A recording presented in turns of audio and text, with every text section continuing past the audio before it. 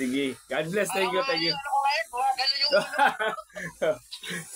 Tuloy. Oh, sige. May check tao isa ha. Susubukan pa isang pambaklas ko ha. Para malaman natin. At least maganda rin yan. Maganda na yan. Nakakapit sa inyo. Pero susubukan pa natin. May isa pa pasubok ha. Sige po.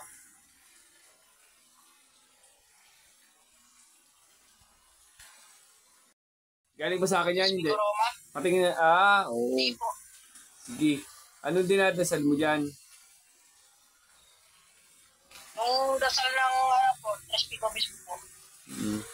Sige. Baba mo muna, tapos check mo muna ang daliri mo. Gano'ng katagal mo na dinadasal niya, kuya? Matagal-tagal na rin po. Sige, check natin kung mababaklas, kung kapit sa'yo o hindi. No? Check mo muna ang daliri mo, anong mahaba. Sa guhit ng pulso, bro. Sa guhit ng pulso, pagpantay mo, tapos diretso mo. Ano mahaba? Kanan po. Check lang muna natin kung mababaklas, tanggalin mo. Susubukan lang natin ha. Kung para malaman natin kung kapit talaga, no? Paano dyan sumanamiguan lahat? Paano sa ito? Ama, tanggalin nyo na ang karga nito o ito hindi makapit sa kanya. Ito yung binadala sa inyo, Ama. Pangal dyan sumanamiguan lahat. Ito pa sa Pancho. So, sa Pancho Santo. Ibigay, baklas mo ng karga to. Check mo nga uli. Pag pumantay yan, baklas. Hindi kapit. Pagka umaba pa rin talaga, maganda.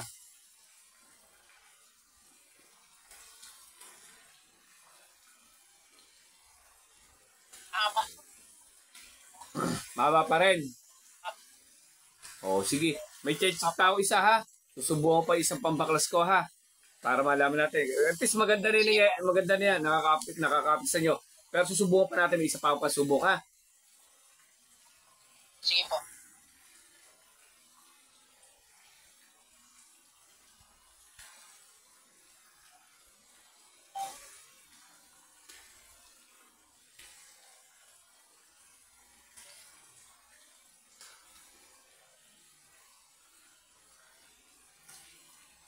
Ibigay, baklas mo ng karga to.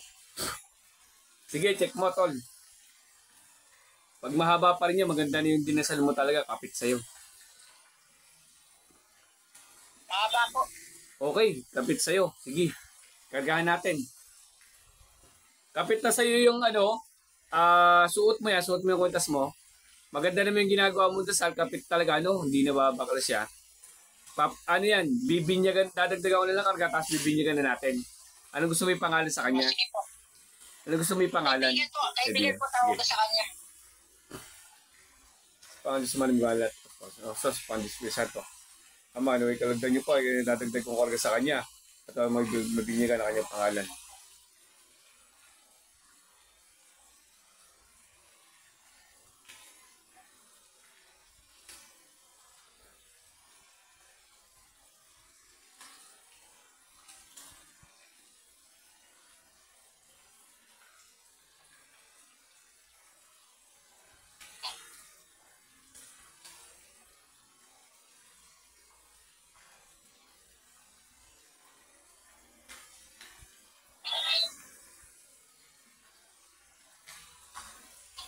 Pangalan Diyos Ama na may gawan lahat paspaso na. So, sa pangalan Diyos Santo, binibinyagan ko lahat ng kanyang mga gamit at mga gumagabi sa kanya at mga uso na kinagising niya sa kanyang katawan.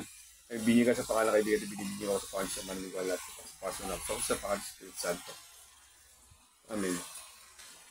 Check mo yung daliri mo. Kung gano'ng kahaba. Baka umaba lalo ngayon, ha? Mas mahaba po. Mas mahaba na ngayon. Oh. Tawagin mo, sabihin mo, kaibigan, lumipat ka sa kabila. Mas mahaba na ngayong karga. No? Okay. Kaibigan, lipat ka sa kabila, sa kaliwa.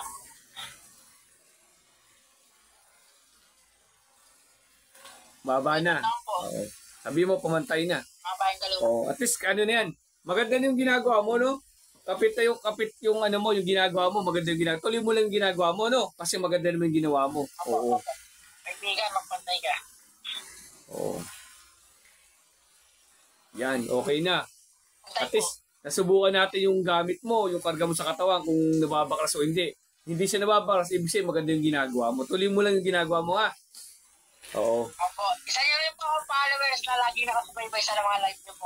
Thank you po. Oh, at least nakargahan pa natin ngayon tsaka na nabasbasa na natin ng pangalan. Napasakop na sa 3 persona. Dahil kasi nagpapasakop sa 3 persona magaan sa buhay. Kahit sabihin mo hindi binyagan yan, kaya natin binibinyagan, hindi binyagan para magpasakop sa 3 persona. Dahil nagpapasakop sa 3 persona, walang bawal sa mga patay, sa mga sementeryo, walang bawal yan. Hindi bawal maluktawan yan. Kasi nga, 3 persona ang nakabasbas dyan. Pinasakop ng 3 persona. Lahat ng pinababasbas 3 persona magaan sa buhay. Opo. Sige. God bless. Thank you. Ano ko ngayon? Gano'n yung Tuloy mo lang ha.